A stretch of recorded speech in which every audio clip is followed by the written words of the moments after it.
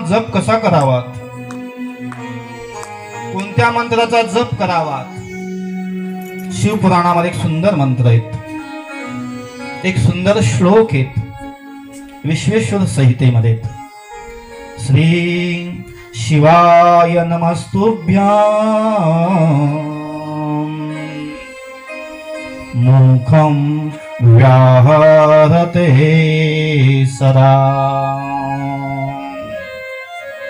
तन्मुखं पावनं तीर्था सर्व पाप विनाशनम.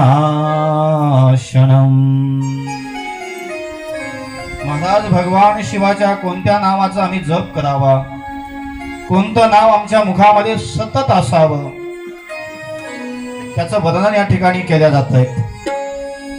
बऱ्याच जणांना ह्या मंत्राचा ज्ञान